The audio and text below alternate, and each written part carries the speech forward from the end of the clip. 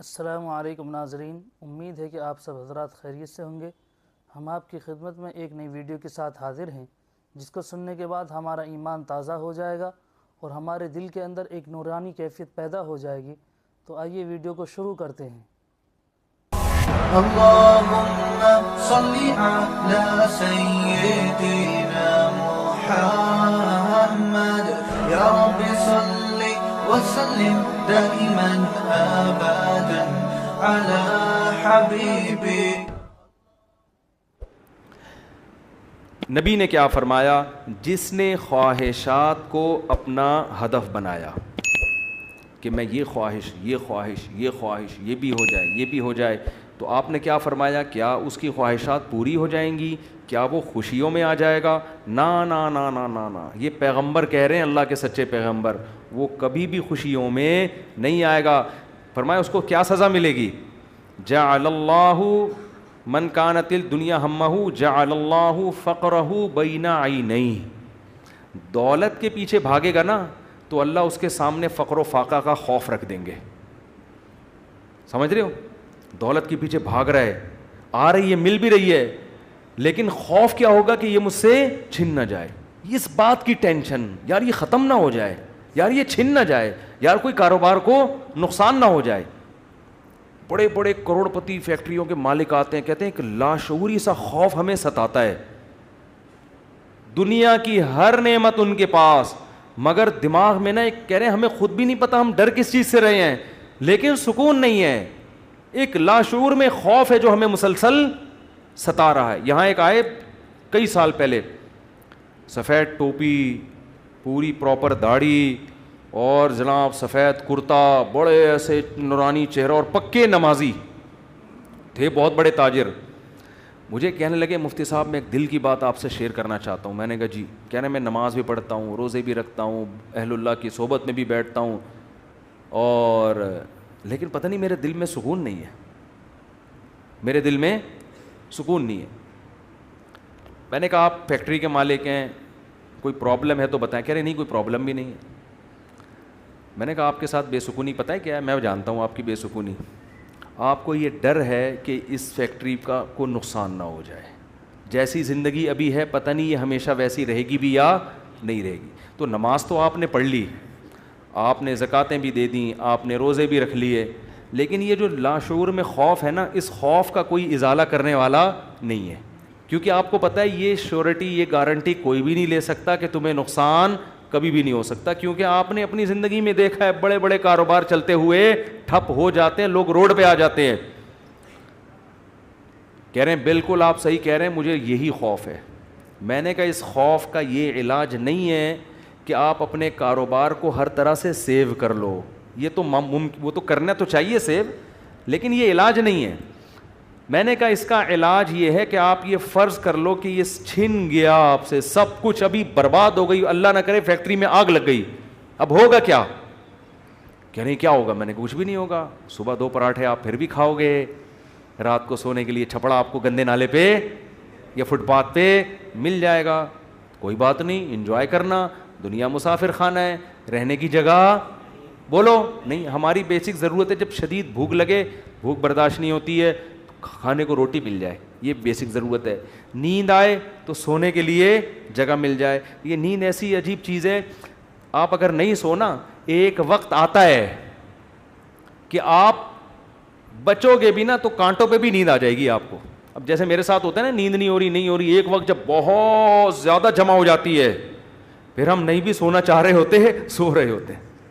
میں ایک دفعہ سفر میں آ رہا تھا، بڑا لمبا بس کا سفر تھا، سونے کا ٹائم ہی نہیں ملا، تو جب ہم سکھر تک پہنچے نا، تو پرانی بات ہے 20-25 سال پرانی، تو میں ایسا سویا ہوں، کبھی اس کے اوپر جا کے دھڑام سے گر رہا ہوں، وہ اٹھا رہا ہے بھائی کیا کر رہے ہیں مولوی صاحب، پھر جب ادھر کو کر دو دھڑام سے اس کے اوپر گرا، وہ کہہ رہا ہے مولوی صاحب تمیز سے بیٹھو یار، پھر ادھر میں جاگنے کی کوشش کر رہا ہوں، لیکن یہ اللہ کی رحمت ہے کہ جو چیز ضروری تھی وہ اللہ نے آپ کے اوپر مسلط کر دی۔ تو میں نے کہا نیند کا بھی کوئی ٹینشن لینے کی ضرورت نہیں ہے، سونے کی کہیں بھی جگہ نہ ہوئی نا آپ کو، اور جب گہری نیند آتی ہے نا، انسان پہ مسلط ہوتی ہے، بے شک نرم گدا نہ بھی ہو، سونے کا مزہ خاندانی آتا ہے۔ آدمی کہتا ہے کہیں سر ٹکانے کی کوئی بندے سے کہتا تو خالی ہاتھ یوں رکھ کے کھڑا ہو جا تھوڑی دیر کے لیے, کہیں سر ٹکانے کی ذرا سی جگہ مل جائے, ایسا مزہ آتا ہے سونے میں. وہ جو سبزی والا جو میرے پیسے لے کے بھاگا تھا نا, وہ ٹھیلے پہ سوتا تھا رات کو, وہ رات کو ٹھیلے پہ سوتا تھا. اس کو سکون تھا نا, اس کی سکون نہیں تھا اصل میں, وہ تھک اتنا جاتا تھا نا فراڈ کر کر کے ادھر سے پیسے, تو رات کو آ کے اب اس کو جگہ نہیں ملی تو میں نے کئی دفعہ دیکھا ٹھیلے پہ سو رہا ہے وہ. مزدور لوگوں کو دیکھ لو نا آپ, جہاں جگہ ملے سو جاتے ہیں وہ. تو میں نے ان سے کہا کہ ٹینشن لینے کا نہیں ہے, آپ کی بیسک ضرورت نیند ہے, وہ آ جائے گی, کہیں بھی آ جائے گی, بیٹھے بیٹھے سو جاؤ گے. اور کھانے کی ضرورت, اتنا رزق اللہ انشاءاللہ آپ کو دے دے گا. اور شدید بھوک میں تو میرے بھائی دال میں بھی وہ مزہ آتا ہے جو ایک مالدار کو قورمے بریانی میں آتا ہے. شدید بھوک لگ رہی ہو نا, دال کھانے کا اپنا مزہ ہے. میں نے کہا دال مل جائے گی. پھر کہنے لگے بیوی بچوں کا کیا ہوگا جب اتنی غربت ہوگی, خطرہ ہوگا تو بھاگ جائیں گے. میں نے کہا جو خود سے بھاگے اسے بھاگنے دو ٹھیک ہے نا, جو خود سے بھاگے اسے کوئی ٹینشن. مسافر خانہ ہے نا بھائی. نیک بیوی تو وہ ہوتی ہے جو آپ کی شریک حیات ہے, جب دولت تھی اس وقت بھی ساتھ, جب غربت تھی اس وقت بھی ساتھ. تو اگر غربت میں وہ بھاگ گئی, بولو اے اللہ اچھا ہوا تو نے زندگی میں ہی جان چھڑا دی. کیا خیال ہے بھائی؟ اور میں نے کہا جب دوبارہ پیسہ آئے تو پھر اس کو لے کے نہ ہو, بولو اب وہیں رہو, اب کیا کرنا ہے وہیں رہو. غیرت مند آدمی تھوڑی ایسی چیزیں پالتا ہے. لیکن تو میں نے کہا بھاگتا بھاگتا کوئی ہے نہیں آج کل, لیکن اگر بھاگ گئی ٹینشن نہیں, مسافر خانہ ہے, ویسے بھی مر جاتے تو قبر میں دفنا کے آ جاتی وہ. تو کوئی ٹینشن نہ لو میرے بھائی, کسی چیز کی ٹینشن لینے کا بالکل بھی نہیں ہے. ہم مسافر خانہ ہے. ہماری فیکٹریوں کو اللہ نہ کرے آگ نہ بھی لگے تو بھی تو مرنا ہے نا. ارے فیکٹری تم نہیں مرے, فیکٹری مر گئی, یہ زیادہ اچھا ہے. اس سے بہتر کہ تم مر جاتے اور فیکٹری بچ جاتی. کوئی فرشتہ آئے اور کہے اللہ نے مجھے حکم دیا ہے اس کی فیکٹری کو آگ لگوا دو, لیکن اس کو آپشن دے دو کہ تو مرے تیری فیکٹری کو مار دیں. آدمی کہتا ہے بھائی مزدوروں سمیت مار دے اس پوری فیکٹری مجھے بچا لو. یہی ہوگا نا, مجھے بچا لو.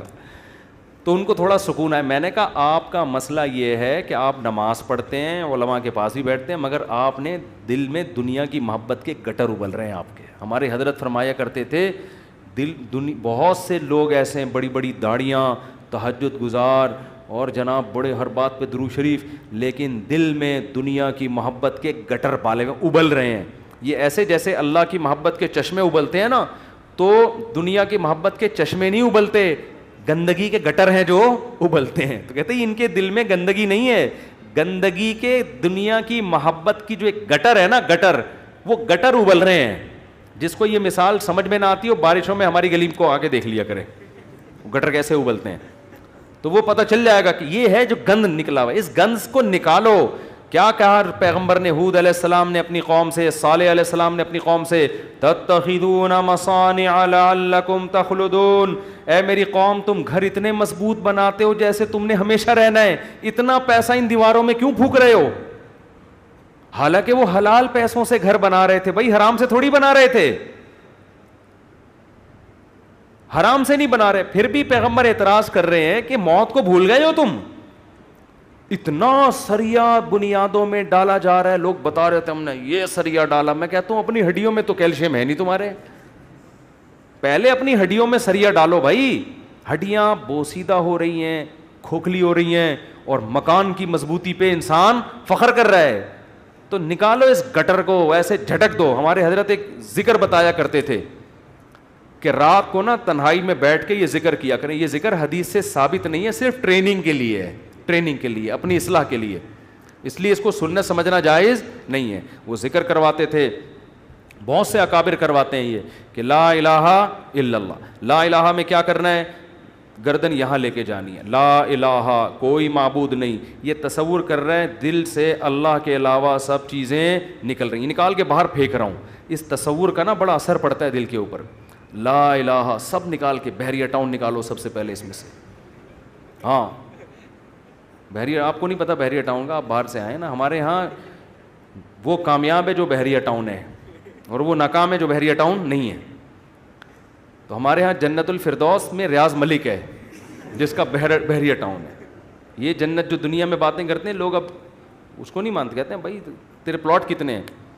تو لا الہ کا مطلب نکالو دل سے, کوئی نہیں ہے. جو گند بھرا ہوا ہے نا, دکان, پلاٹ, جائیدادیں, جاگیریں, جدھر دل اٹکا ہوا ہے, میرا بزنس, میرا کاروبار, میرا پلاٹ, میرا یہ سب میرا کر کے, جو میری گاڑی, یہ سب فضول چیزوں کو لا الہ میں تصور کر کے نکلو. حالانکہ اس وقت ہمارے پاس دھیلا بھی نہیں تھا, ہم تو خود طالب علم تھے, لیکن حضرت کہتے تھے نکالو دل سے. رات کو 100 دفعہ نا یہ ذکر کرواتے تھے, لا الہ, سب نکال دیا, الا اللہ. پھر الا اللہ میں چوٹ مارتے تھے دل پہ, الا اللہ, صرف کون ہے؟ اللہ ہے. تو الا کل ما خلا اللہ باطل, حدیث میں آتے اللہ کے علاوہ سب باطل ہے. اس کا ہم آج کی زبان میں ترجمہ کریں گے, اللہ کے علاوہ سب بکواس ہے. سب کیا ہے؟ بکواس. اگر سب بکواس نہ ہوتا تو موسیٰ کلیم اللہ کو اللہ دنیا دیتا نا, اور فرعون کو غریب رکھتا کہ موسیٰ تو میرے ہیں تو ان کو دنیا بہت دوں گا, اور فرعون میرا دشمن ہے, اس کو کھانے پینے کے لیے روٹی, اس کی فیکٹریوں میں آگ لگاؤں گا. کیا کراؤں گا؟ فیکٹریاں تو فرعون کی چل رہی تھیں, اس کے محلات کے نیچے نہریں بہہ رہی تھیں, اور موسیٰ کلیم اللہ کو فرعون غربت کے تانے دیتا تھا. ان کے پاس تو کچھ بھی نہیں ہے, شادی کرنے کے لیے تو 10 سال بکریاں چرائی ہیں انہوں نے. آپ شادی کرتے ہیں نا, اصل میں کیسے بھائی اتنے اچھے خاندان میں شادی ہوئی, آپ بتاتے ہیں یار ایکچولی میرا بزنس, اور وہ انہوں نے ایسا میرا اسٹیٹس دیکھا کہ خود ہی دے دی انہوں نے. اور غریب آدمی, ابے تجھے کیسے مل گئی؟ تو کیا کہہ رہا ہوتا, یار کسی کا رکشہ ادھار لے کے گیا تھا میں بتانے کے لیے. وہ بیچارہ فخر کر سکتا ہے؟ تو فرعون یہ تانے دیتا موسیٰ علیہ السلام کو کہ ام انا خیر من ھذا الذی ھوا مہین, میرے پاس دولت, یہ غریب. تو اس سے پتہ چلتا ہے اللہ کے علاوہ اس دنیا میں سب کچھ کیا ہے؟ بکواس. ہمارے نبی کچرے کے ڈھیر پہ صحابہ کے ساتھ گئے, ایک مری ہوئی بکری کا بچہ, سوری مری ہوئی بکری کا بچہ نہیں, بکری کا مرا ہوا بچہ, سمجھتے ہو؟ بکری کا مرا ہوا بچہ, مردار ہوتا ہے نا, بو آ رہی ہوتی ہے, پھول پھٹ رہا ہوتا ہے. آپ نے صحابہ سے فرمایا کوئی ہے جو اس کو کچھ درہم میں خریدے؟ صحابہ نے کہا یا رسول اللہ اس گند کو کون خریدے گا؟ آپ نے فرمایا اللہ کی نظر میں اس دنیا کی حیثیت اس سے بھی کم ہے. جو ہم اس کو لفٹ کرا رہے ہیں نا, میرا پلاٹ, میری گاڑی, چند اصل میں یہ سمجھ میں آتی نہیں ہے. آنکھ بند ہوگی تو سمجھ میں آ جائے گا یار کس چیز پہ میں نے محنت کی. تو دل سے دنیا کی محبت نکالو, اور یہ ذکر تنہائی میں اجتماعی نہ کرے, ایک بدعت نہ بن جائے. ہاں لاؤڈ اسپیکر کھول کے بھی مسجدوں میں ہو رہا ہے, ایک ٹوپی ڈرامے شروع ہو جاتے ہیں. ہر چیز کو نا لوگ انٹرٹینمنٹ کا ذریعہ بنا لیتے ہیں. اب یہ ذکر میں نے بتا دیا تو اب پتہ چلا مسجدوں میں پروگرام چلیں, آئیے ہمارے یہاں 3:05 پہ ذکر ہوگا, پھر ہاں ہو رونا دھونا, کرنا کرانا کچھ بھی نہیں ہوتا. تو تنہائی میں بیٹھ کے اگر 100 دفعہ ایسے کر لیں, لا الہ, ہلکی آواز کے ساتھ, لا الہ الا اللہ, لا الہ الا اللہ, لا الہ الا اللہ, آپ کئی دن تک کنٹینیو کریں گے, آپ کے دل کی کیفیت بدلنا شروع. پھر آپ کو لگے گا یار لا الہ کوئی نہیں ہے, سب بکواس ہے. پھر کوئی آپ سے آ کے کہے گا نا ابے بحریہ ٹاؤن, آپ کہو گے میں تو رات کو 100 دفعہ دل سے یہ بحریہ ٹاؤن نکالا ہے میں نے, تو کس بحریہ ٹاؤن کی بات کر رہا ہے؟ دنیا رکھو ضرور, ایسا نہ ہو کہ پلاٹ ہی بیچ دیں صبح اٹھ کے. 3 پلاٹ تھے بحریہ ٹاؤن میں, بچوں کے لیے رکھے ہوئے تھے, لا الہ الا بحریہ ٹاؤن نکال کے صبح کا اٹھا کے دے دو کسی کو بس. تو اتنا کریں جتنا افورڈ کر سکتے ہیں. یہ تو ہمارے نبی نے تو رکھا ہی نہیں نا, لیکن ہمیں حکم ہے, ہم کمزور لوگ ہیں, رکھ لو. اگر اللہ نے وسائل دیے ہیں, دل نہ لگاؤ. دل لگانے کا کیا مطلب ہے؟ فیکٹری اس لڑکے نے رکھی تھی مگر دل میں بھی رکھی ہوئی تھی, تو میں نے کہا دل سے فیکٹری کو کیا کرو, نکال دو. جب نکالو گے تو کیا ہوگا؟ دل میں محبت ہے یا نہیں ہے, اس کی علامت ہے چھوٹ جانے پہ نقصان کتنا ہوتا ہے. دیکھو بہت سے لوگ اپنی بیوی سے کہتے ہیں میں تم سے بہت محبت کرتا ہوں, پتہ چلے گا مرنے پہ نقصان کتنا ہوتا, افسوس کتنا ہو رہا ہے آپ کو. رہتے تو سبھی میاں بیوی اکٹھے ہی ہیں نا, کیا خیال ہے؟ صبح وہ ناشتہ بنا کے دے گی, آپ کھا لو گے, آپ کے بچوں کو, سب ایک محبت سے ہنسی خوشی زندگی گزر رہی ہے. اس سے تھوڑی پتہ چلتا ہے کہ آپ کو اس سے محبت بھی ہے یا نہیں ہے.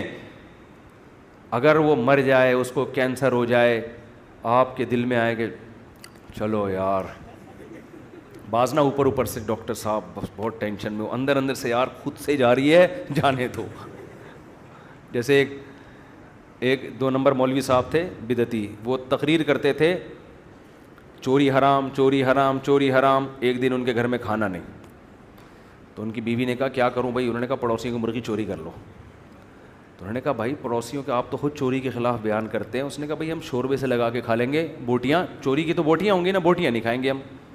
اب ان کی بیگم نے سالن پکایا اور دیگچی کو انڈیلنے لگی تاکہ شوربہ آئے, اور بوٹیوں کو چمچ سے پیچھے کرنے لگیں. تو یہ کہتے ہیں بھائی جو خود سے آئے آنے دو. چوری تو وہ ہے نا ہم کھا رہے ہیں, ہم تھوڑی کھا رہے ہیں, خود ہی آ رہی, کشش ثقل گریوٹی کی وجہ سے آ رہی ہے یہ زمین.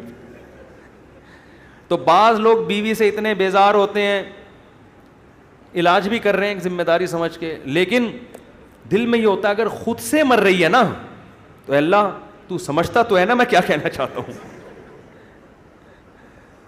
تو ساتھ رکھنا, اس سے نہیں پتہ چلتا کہ آپ کو اس سے محبت ہے یا نہیں ہے. لوگ رہ لیتے ہیں,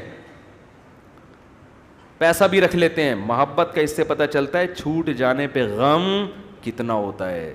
گاڑی رکھیں, بنگلہ رکھیں, چھوٹ جانے کے لیے تیار رہیں, چھوٹ گئی تو کوئی مسئلہ نہیں ہے یار. تو میں نے ان صاحب کو کہا کہ یہ فیکٹری میں ابھی سے فرض کر لو آگ لگ گئی ہے اور سب برباد ہو گیا, اب آپ دھوتی بنیان میں گھوم رہے ہو ٹھیک ہے نا, تو کیا ہوگا. بس میں نے کہا وہ ابھی سے فرض کر لو. تو کہنے لگا یار بڑا سکون ملا ہے. تو میں نے کہا یہ سکون آپ کا پھر ختم ہو جائے گا, پھر فیکٹری تو نکالو اس کو دل سے. اور دل سے دنیا نکالنے کا ایک بہت بہترین طریقہ ہے صدقہ کیا کرو. جب روکڑا خرچ کرتا ہے نا دل کھنچتا ہے. ہم جو صدقہ کرتے ہیں نا اس میں ٹینشن نہیں ہوتی ہمیں, اتنا کرو جس سے تھوڑی سی تکلیف ہو کہ کیا کر دیا یار, کیا کر رہا ہوں. حدیث میں آتا ہے بہترین صدقہ وہ ہے کہ جب تم کرو تو تمہیں ڈر ہو کہ غریب نہ ہو جاؤں. تأمل الغنا و تخشى الفقر, اور نہ کرنے میں امید ہو کہ بڑا پیسہ بنا لوں گا. اس کنڈیشن میں جب کرو گے نا تو یہ سب سے بہترین صدقہ ہے. تو صدقہ کیا کرو, دے دیا کرو یار. یہ ہمارے حضرت فرماتے تھے ایک آدمی دکان سے اتنی محبت ہو گئی اس کو, ایک دن اس نے کہا کہ مجھے اتنا دکان میں دل اٹک گیا, ایک دن میں دکان بند کر کے بیٹھ گیا. میں نے کہا بھاڑ میں جائے, اپنی اصلاح کے لیے نا, کوئی بات نہیں نقصان کرو یار اپنا, ہر وقت دکان دکان دکان ایسی کی تیسی تالا لگا کے گھر بیٹھ گیا کہ جب نارمل کنڈیشن میں ہوں گا پھر آؤں گا. جیسے کسی کو عشق ہو جائے نا کسی سے, اب مل تو رہی نہیں ہے وہ, تو عشق میں وہ پاگل ہونا شروع ہوتا ہے. تو بیوقوف لوگ کیا کرتے ہیں, ہر وقت اس کی یاد دماغ میں, ہر وقت اس کو دیکھ رہے ہیں, اس کی تصویریں دیکھ رہے ہیں, پرانے میسج پڑھ رہے ہیں, سوچ رہے ہیں. بیوقوف یہ کرتے ہیں. عقل مند کیا کرتا ہے, لعنت بھیجو یار صحیح ہے نا, نمبر ہی بلاک کر دو ایسی کی تیسی. اور جب یہ کیفیات ختم ہو جائیں گی پھر دیکھوں گا شادی ہو گئی نہیں ہوگی, دوبارہ ٹرائی کر کے کوشش کروں گا. پاکستانی چھوڑتا تو ہے نہیں, کہتے پھر 1 سال بعد دوبارہ ٹرائی کریں گے ہم. تو عقل مندی کا تقاضا ہے.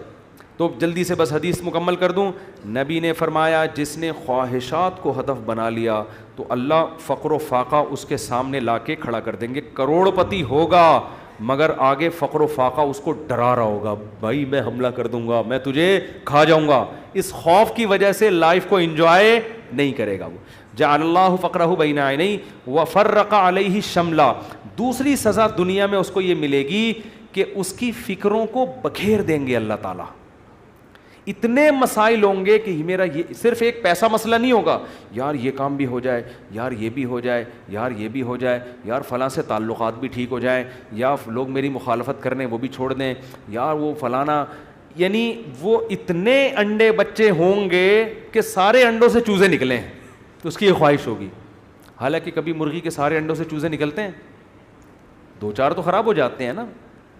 تو فرقہ یہ اور عجیب ٹینشن, سکون نہیں ہوگا. یہ بھی اس کی فکریں اللہ کیا کر دے گا, اس کے سامنے بکھیر دے گا. یہ بالکل ایسے ہے جیسے بہت ساری ٹینشنیں اگر ایک پوٹلے میں ہو نا, انسان کہتا ہے اٹھا کے پوٹلا پھینک دو ختم, اور وہ پوٹلا کھل کے بکھر جائے.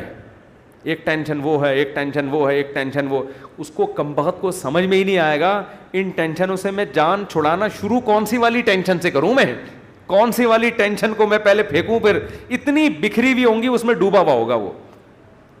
اور آگے آپ نے فرمایا اتتہ ولم یاتہ من الدنیا الا ما قدر له. یہ سارے کام دنیا کے لیے کر رہا تھا نا, وہ 2 بکھیڑے پال لیے اس نے, دنیا کے لیے سب کچھ کر رہا تھا, اور اس کی 2 سزائیں تو اللہ فوراً دے دے گا, فقر و فاقے کا خوف اور ٹینشنوں کو بکھیر دے گا. یہ 2 ٹینشنیں تو چلو ہم کہتے یار دنیا مل جاتی تو چلو یہ ٹینشنیں بھی قبول ہیں. اللہ کہتے ہیں ملے گی اتنی جتنی مقدر ہے. نبی نے فرمایا ملے گی اتنی نہیں جتنی اس کی چاہت ہے, اتنی جتنی اللہ نے لکھی ہوئی ہے. اگر یہ زیادہ کی کوشش کرے گا تو ہو سکتا ہے دھیلا بھی نہ ملے اور ہو سکتا ہے ڈبل مل جائے.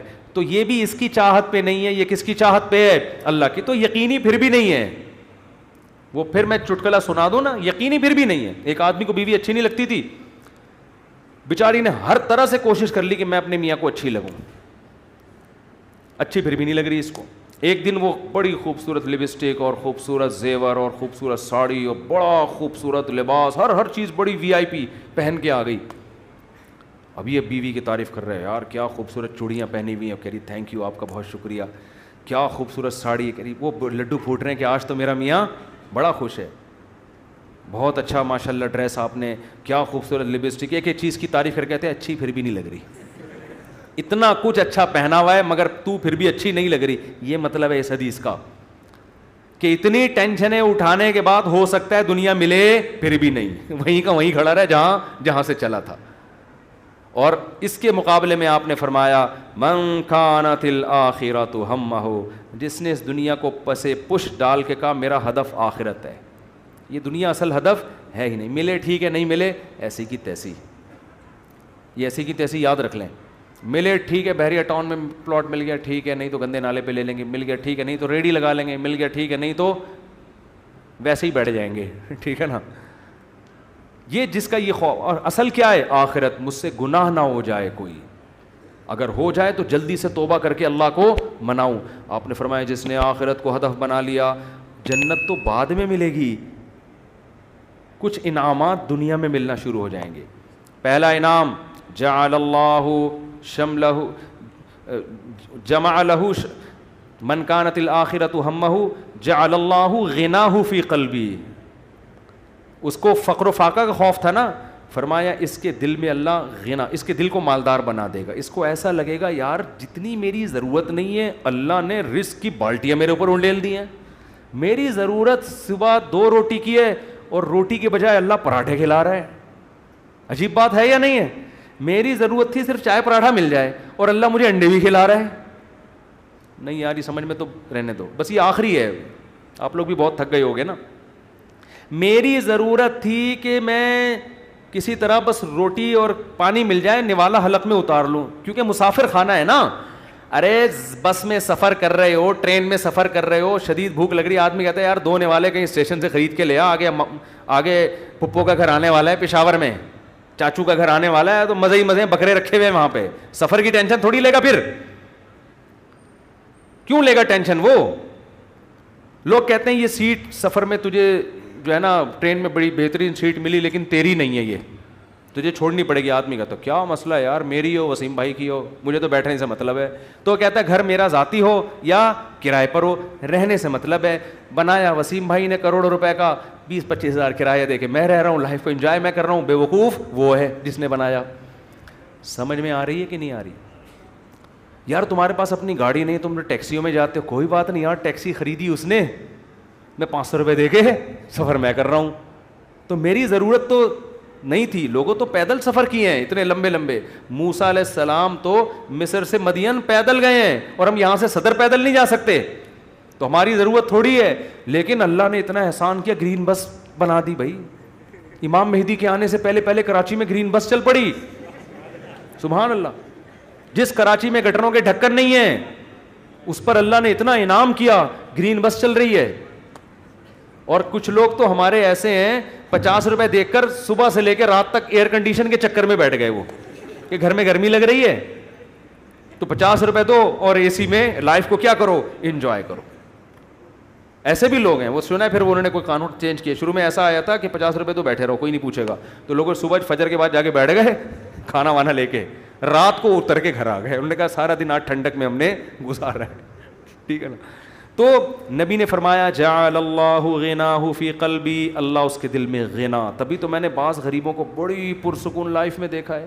ایک غریب کے 10-15 بچے تھے, میاں بیوی اور پھر ماں باپ بھی اسی کے ساتھ, اور وہ موسمبیاں بیچتا تھا ٹھیلے پہ.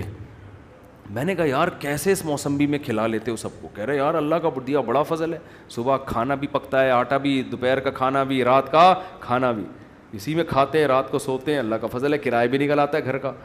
تو میں نے کہا یہ دیکھو ایک وہ فیکٹری والا ہے جو کہہ رہا ہے لاشعور میں کیا ہے, مجھے خوف ہے, خوف. کیوں؟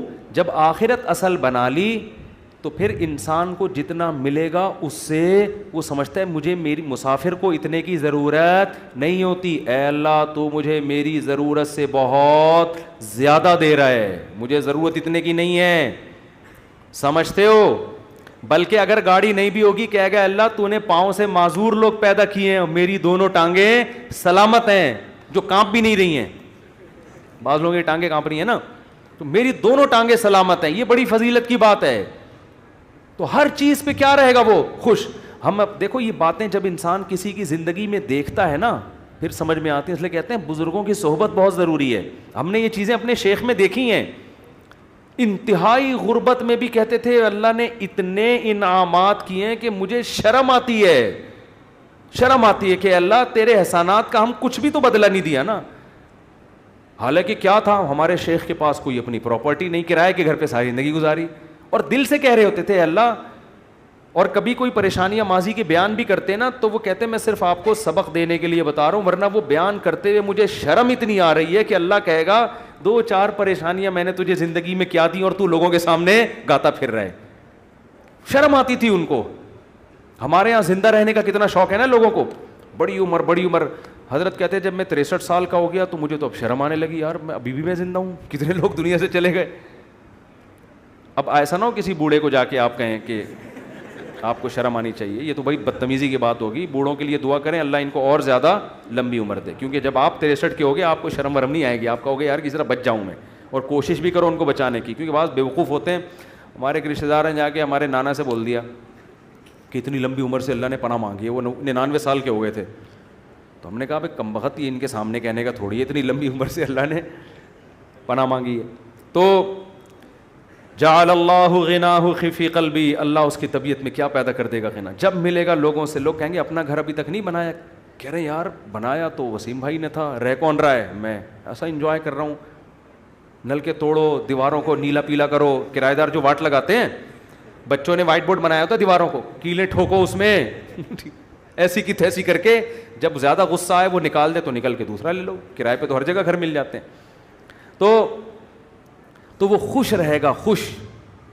اور آپ نے دوسرا انعام کیا بتایا, جعل اللہ غناہ فی قلبی وجمع لہ شملا, ساری ٹینشنیں اللہ جمع کر کے ایک پوٹلے میں بند کر دیں گے, اس کو بتا دیں گے تیری یہ 2-4 ٹینشنیں, اس سے زیادہ دنیا کے غم بھی اس کے 2-4 ہی ہوں گے, اس سے زیادہ نہیں ہوں گے. ایک کمانے کو غم ہوگا جو میرا بیان سنتا ہے میری شادی ہو جائے, بس ٹوٹل غم, ٹوٹل پوٹلے میں یہ 2-4 ہی غم ہیں اس کے.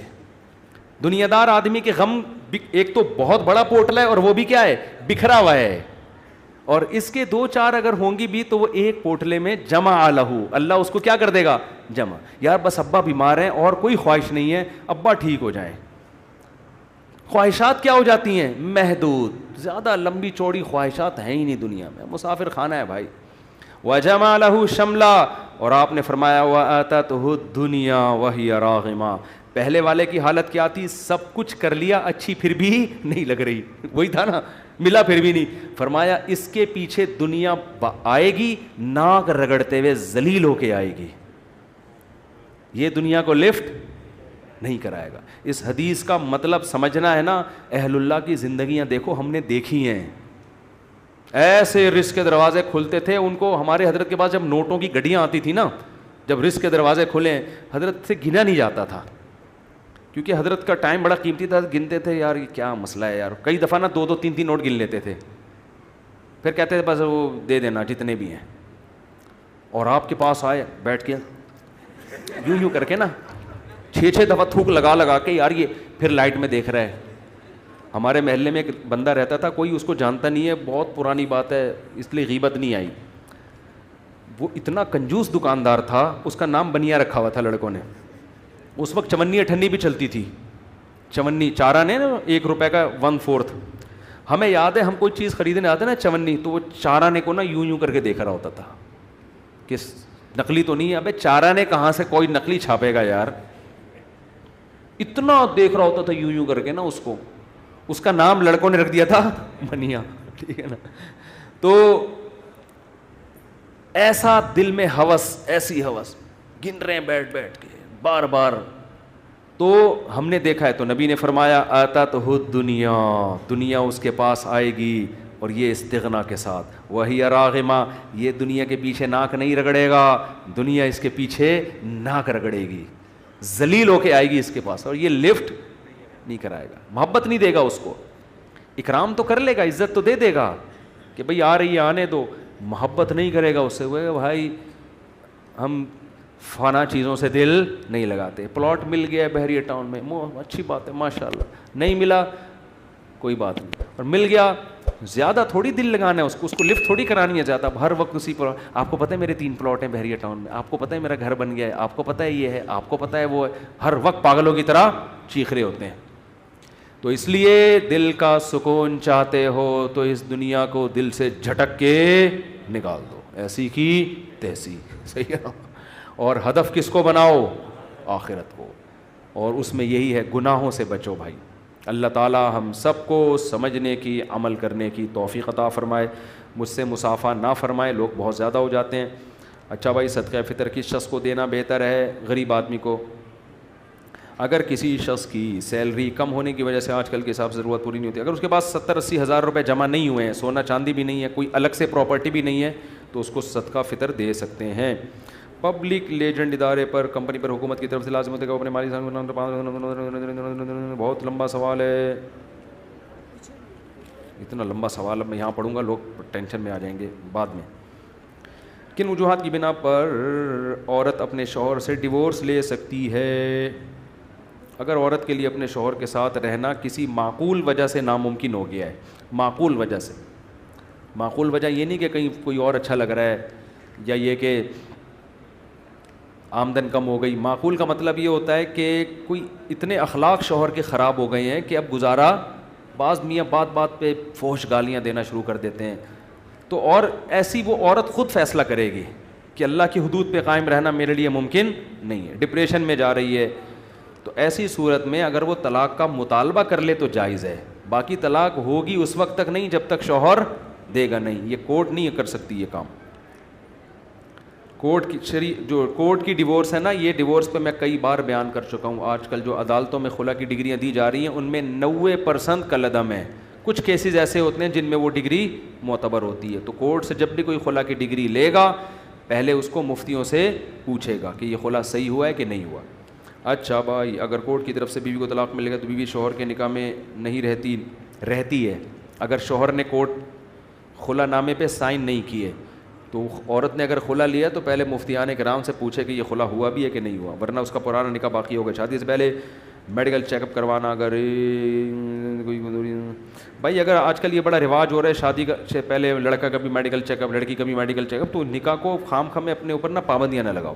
اگر پہلے سے خطرہ ہو کسی کے بارے میں, خاندانی مسئلہ چلا آ رہا ہے, پھر تو ٹھیک ہے, لیکن نارمل اس میں اللہ پہ توکل کرنا چاہیے, اللہ پہ اعتماد کرنا چاہیے. تو کوئی اگر فیملی کا کوئی ہسٹری ہے پہلے سے پتہ ہے تو پھر تو ٹھیک ہے, پھر تو احتیاط کریں, ورنہ نارملی یہ کام نہ کریں.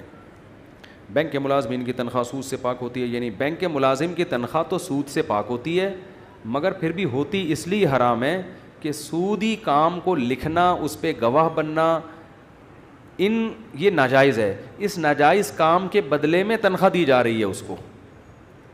مثال کے طور پر آپ نے کہا فلاں کی چیز اٹھا کے لے آؤ, اس کے بدلے میں تمہیں اپنی حق حلال کی آمدن سے 50 روپے دوں گا.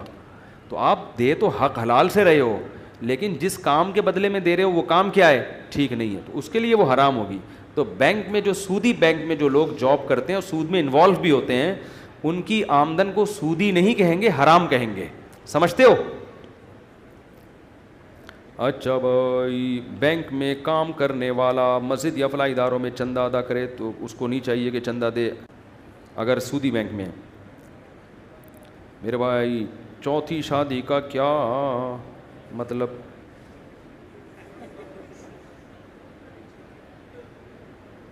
انہوں نے کوئی اپنا پرسنل مسئلہ ہے,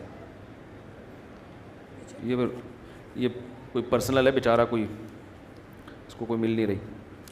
میں صدقہ اور زکوٰۃ دونوں دیتا ہوں, کیا صدقہ کم کر کے زکوٰۃ, بعد میں پڑھوں گا, اتنا لمبا چوڑا خط ہے کیا لکھا ہوا ہے, کیا صدقہ کم کر کے زکوٰۃ دے دیا کروں؟ جی ہاں, صدقے میں زکوٰۃ کی نیت کر لیں احتیاطاً, تاکہ کوئی کمی بیشی ہوئی ہو تو وہ پوری ہو جائے. فطرہ دوبارہ دینا ہے, پہلے کشمکش سے, اچھا کشمش سے کم دیا تھا, کشمش سے دیا تھا, اب کسی اور چیز سے دے دوں, سبحان اللہ, 6 دفعہ دے دیں آپ. ایک دفعہ دینا فرض ہے, باقی دیتے چلے جائیں. ہر مہینے میں صدقہ نکالتا ہوں, کیا یہ صدقہ ان مدرسے کے محتمم کو بھی دے سکتا ہوں جن سے مجھے دنیاوی فائدہ بھی ہو؟ بھئی ایسی جگہ جائیں جہاں دنیاوی مفاد نہ ہو تاکہ ثواب بالکل خالص رہے. مدارس کو دیا کریں زکوٰۃ, جو صحیح مدرسے ہیں.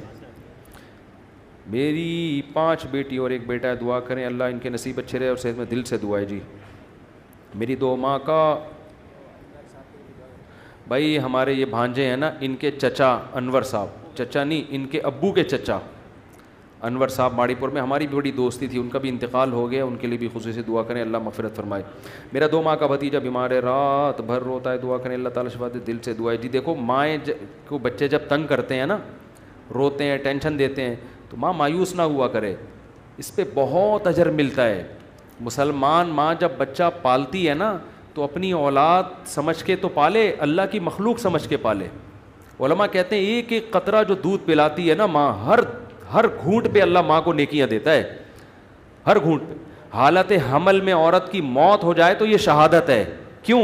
اس نے اللہ کی مخلوق کو پیٹ میں اٹھایا تھا جننے کے لیے, اور یہ اس کی موت کا ذریعہ بنی. تو ہمارے نبی نے تو اس پہ بڑے فضائل سنائے ہیں. آج عورتیں مصیبت پیدا ہو گیا, کم بخت اور کم ٹینشن تھی, ایک عذاب بھی, اور پھر منہ کے ابا کو ڈانٹ رہی ہوتی ہیں. ایک پہلے ٹینشنیں کم تھی, جو ایک عذاب پھلتر کی طرح لگا دیا, اس کو پکڑا نہیں, پکڑ اس کو. اور پھر بچوں کو ڈائلاگ, تیرے منہ توڑ دوں, تیرے دانت توڑ دوں, اللہ کرے تیری زبان کاٹ دوں میں, ایسے کہہ رہی ہوتی ہیں نا. اللہ کرتا ہے, میرا دل چاہتا ہے کہ تیری زبان کاٹ دوں میں, تیرا گلا دبا کے تجھے مار دوں. پھر بچہ پھر لگائیں گے تھپڑ, وہ اور چیخے گا, پھر اور تھپڑ لگائیں گے اور چیخے گا, پھر کہیں گے کم بخت رک تو رہا نہیں ہے. پھر کوشش کریں گی پیار کرنے کی, اس طرح چپ ہو جا. تو بچے ہوتے ہیں غیر مقلد, حقیقت ہے. وہ کیا کہتے ہیں, دلیل سمجھنے کی طاقت ہوتی نہیں ہے, اور مانگتے کیا ہیں, دلیل. ان کو آپ شرافت سے کوئی بات سمجھاؤ, ان کی کھوپڑی میں نہیں آتی. وہ بس وہی ہے کہ ہمارے حضرت فرمایا کرتے تھے کہ انسان شروع میں غیر مقلد ہوتے ہیں, بچہ جب ہوتا ہے پھر وہ دیوبندی بنتا ہے جب بڑا ہوتا ہے. دیوبندی میں یہ ہوتا ہے کہ ہاں بھائی ہمیں تو اللہ نے علم نہیں دیا, لیکن تھوڑا اس میں یہ کرنٹ ہوتا ہے کہ بھئی ہم ایسا مقلد بھی نہیں بننا کہ بس جو مرضی بولتا رہے, ایسے بدعتوں میں بھی نہیں آنا. پھر جب عمر زیادہ ہوتی ہے تو پھر وہ براڈ مائنڈ, اب سب ٹھیک ہے جانے دو یار, تو وہ کیا بن جاتا ہے, وہ بریلوی بن جاتا ہے. پھر کہتا ہے یار یہ بھی 40واں بھی ٹھیک ہے, 30 بھی ٹھیک ہے. یعنی وقت کے ساتھ ساتھ نا اس کا ظرف تو کرنٹ کم ہونا شروع ہوتا ہے اور ظرف بڑا ہونا. وہ پھر کہتا ہے جوڑ پیدا کرو یار, وہ بھی ٹھیک ہے اور یہ بھی ٹھیک. شروع میں کرنٹ بہت ہوتا ہے. تو بچے بھی ایسے ہی ہوتے ہیں, مانتے نہیں کسی کی بات. تو ماؤں کو چاہیے, یہ جو بچوں کی ٹینشن ہے یہ ثواب کی چیز ہے, اللہ آپ کے گناہ معاف کر رہا ہے. بچے نمازوں میں تنگ کرتے ہیں, نماز نہیں پڑھنے دیتے. مجھے یاد ہے ہماری چھوٹی بچی, ہم نے افطاری کا دسترخوان لگایا, میرے گھر والوں نے پورا دسترخوان بچھا کے شربت مربت لا کے پورا تمیز سے, بچی اس میں فروٹ چاٹ میں بیٹھ گئی. وہ چھوٹی بچی تھی, وہ دیکھ نہیں رہی کہ پیچھے, وہ سمجھ رہی کرسی ہے. اب ماؤں کو تو غصہ آتا ہے نا, ہمیں ہنسی آتی ہے. ہمیں تو بچوں فروٹ چاٹ میں وہ مزہ نہیں ہے جو بچوں کی ایسی حرکتوں میں مزہ ہے. لیکن عورتیں کہتی ہیں مرد پالتے نہیں ہیں نا, ان کو یار ہے, جب پال کے دیکھو تو پتہ چلے گا. تو لیکن جو ٹینشن بچے دیتے ہیں بھائی, اس ٹینشن میں ثواب ملتا ہے, گناہ معاف ہوتے ہیں. نماز میں تنگ کر رہے ہیں, پڑھتے رہے نماز, ان کو گھومنے دیں دائیں بائیں, جو مرضی کر رہے ہیں کرنے دیں. تو چھوٹے کل ہماری وہ چھوٹی بچی نہیں چھٹانکی, جس کی میں نے زیارت کرائی تھی, اذان ہوئی فجر کی, ایک دم اس نے ہاتھ اٹھا لیا نا, ایسا اچھا لگ رہا ہوتا ہے. پھر اس نے دیکھا بھائی سب دوپٹہ لے لیتے ہیں, تو سر پہ ہاتھ رکھ لیا اس نے, ایسے ہاتھ رکھ لیا یوں. تو بچوں کو تو جو بڑوں کو دیکھتے ہیں وہ کرتے ہیں. تو یہی تو بچوں کی رونق ہے گھر کے اندر. تو عورتوں کو چاہیے ان بچوں کو ثواب سمجھ کے پالا کریں. اس پہ حضرت مریم نے حضرت عیسیٰ کو پالا تھا نا, کیسا اللہ نے ان کا قرآن میں تذکرہ کیا ہے. اگر وہ کہتی ہیں اللہ نہیں مجھے نہیں چاہیے اولاد, تو نے بغیر شوہر کے بھی دے دی پھر بھی نہیں چاہیے مجھے. ایکچولی جیسے آج کل عورتیں کر رہی ہوتی ہیں, اصل میں یہ بچے اور یہ ہسبینڈ یہ پرانے, ایکچولی ایجوکیشن پہلے کمپلیٹ ہو جائے, پھر ہم نے کنٹری کے لیے پھر یہ کرنا ہے, پھر ہم نے یہ کرنا ہے, پھر میں ایجوکیشن کے لیے یورپ جاؤں گی, پھر میں امریکہ جاؤں گی, پھر میں وہاں یہ کروں گی, پھر وہاں کروں گی, سب کچھ کر لیا. اب مجھے فون کرتی ہیں کوئی رشتہ ہی نہیں کر رہا. میں کہتا ہوں بھائی جب آپ کی شادی کی عمر تھی تو آپ نے قوم کے لیے قربانیاں دیں, اب قوم آپ سے شادی کی قربانی نہیں دے گی, کیونکہ قوم کو بیوی چاہیے, کسی کی نانی. بولو, مجھے اچھا نہیں لگ رہا یہ جملہ کہنا, لیکن خواتین کو غیرت دلانے کے لیے, میں کسی کا مذاق نہیں اڑا رہا, لیکن غیرت دلانے کے لیے. اب بیچاری کسی کی عمر زیادہ ہو گئی ہے تو بھی کر لینی چاہیے شادی اس سے, لیکن لڑکے کہاں کرتے ہیں. مرد سب سے پہلے بیوی میں, عورت میں اٹریکشن دیکھتا ہے, کہہ رہا ہے ایجوکیشن بھی ہے وہ دوسرے درجے میں, اور یہ اس کو حق بھی ہے, اس کو اللہ نے منع تھوڑی کیا ہے. وہ کہے گا یار میں ڈاکٹر سے کروں اور وہ اس عمر میں مجھ سے اتنی بڑی ہو, وہ تو میں نے ڈاکٹر کوئی مارکیٹ میں کم تھوڑی ہے, علاج کرانا ہوگا پڑوس میں چلا جاؤں گا کلینک میں. لیکن میڈیا یہ بات عورتوں کو سمجھا نہیں رہا ہے کہ لڑکی کے لیے سب سے پہلے اس کا گھر بسانے کی فکر کرو, ایجوکیشن بھی کراؤ مگر وہ اس کے بعد ہے. تو یہی مسئلہ ہو رہا ہے آج کل. مغرب افطار کے 10 منٹ بعد ہوتی ہے. کیا آپ صلی اللہ علیہ وسلم صحابہ کرام میں بھی یہ عمل تھا؟ ہم نے سنا ہے کہ جو لوگ مکروہ ہو جاتی ہے. بھائی ایسا ہی ہوتا تھا. اب ظاہر ہے کچھ افطار نبی صلی اللہ علیہ وسلم نے حکم تو نہیں دیا نا کہ فوراً ایک کھجور کھاتے ہی نماز پڑھ لو, تو سہولت ہے. اس میں 2 طریقے ہو سکتے ہیں, یا تو ایک کھجور سے افطار ہو اور فوراً مغرب کی نماز ہو, پھر جا کے آپ کھانا کھا لیں. بعض علاقوں میں یہ طریقہ رائج ہے, بعض گاؤں دیہاتوں میں ہم نے دیکھا ہے مسجد میں ہی لوگ آتے ہیں, کھجور کھایا, نماز پڑھی اور پتلی گلی سے نکل لیے. اور دوسرا طریقہ پھر یہ ہے کہ افطار میں تھوڑا ٹائم دیا جائے, کیونکہ کرتے ہی نہ ادھر کا رہتا ہے نہ ادھر کا رہتا ہے. یار 5 منٹ کا ٹائم دیا, 2 نوالے لیے اور ایسے دسترخوان کو نا حسرت سے دیکھتا ہوا جا رہا ہوتا ہے کہ یار کیا کر رہی ہے میرے ساتھ نا ظلم. اس چکر میں لوگ جماعت کی نمازیں چھوڑ دیتے ہیں. تو 10-15 منٹ میں کمر سیدھی ہو جاتی ہے انسان